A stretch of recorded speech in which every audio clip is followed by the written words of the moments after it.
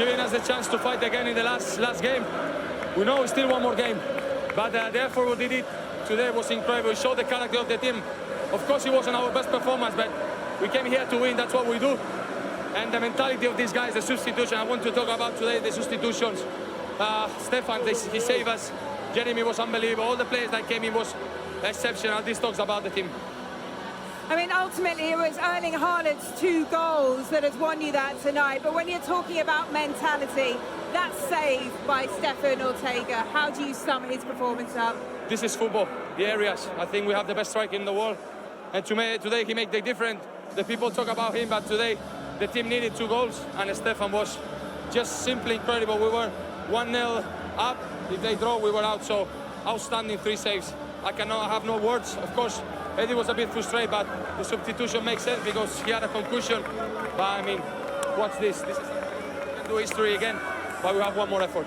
Yes, one more effort. Just one home victory now against West Ham, standing in your way. That title, it must feel like touching distance away now. Well, we have the experience of Aston Villa. Of course, we know it's not done. We know that it's going to be tough. But with our people, with our crowd, we need their support because we need the last effort. And if we do it, we can change the history. Well, best of luck on Sunday. For now, enjoy those celebrations. Well done.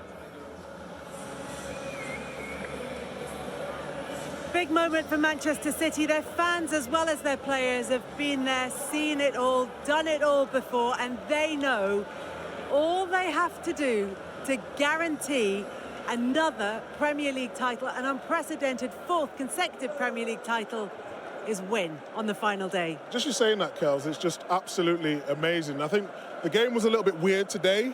I think it was cautious at times, a few nerves going into it, but there's always a big moment in.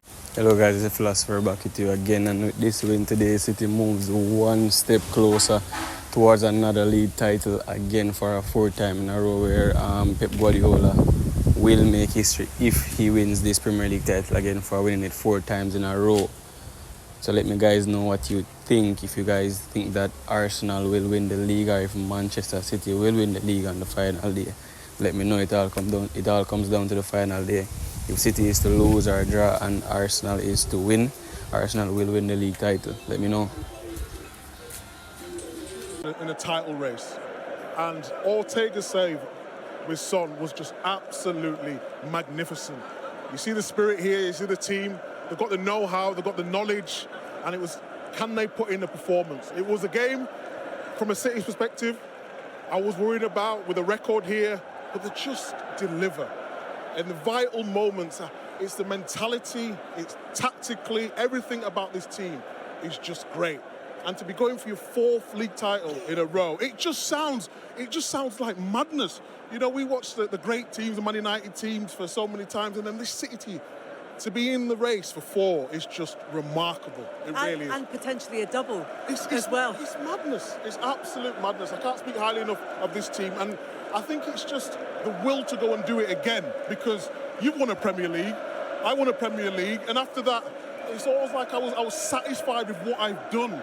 But these guys just want more and more. It comes from the manager, it comes from the players, the fans. The away fans today were brilliant, and it's just a great moment for them. He said before the game, Pep Guardiola, that he doesn't really need to do much in terms of motivating this group of players, that they already know what they need to do in order to get over the line. We've seen them do it before, and it looks like we're seeing them do it again. And it was a strange game, as Micah said, Daniel, but did that almost suit Manchester City, the kind of slower pace of it? Well, I think Spurs did really try and press them, you know, high. They had moments when they were successful. They had chances as well. But I think, you know, City in the second half particularly, in the first half, you know, you saw Kyle Walker get down the right side many times, and there was half chances. In the second half, you saw Kevin De Bruyne in a similar position to Walks, and boom, you see the perfect cross across the face of the goal, and then it went. And after that, they were comfortable. Spurs had moments, but look, in the end, City's quality shone through. You know, they will be clinical, and if you give this team chances by not taking your chances, because it is a chance. If they don't take their chances, you're giving us a chance. And in the game, I think that's what Spurs did. If they were clinical, of course, they'd have maybe changed the tide of the game, but City were brilliant.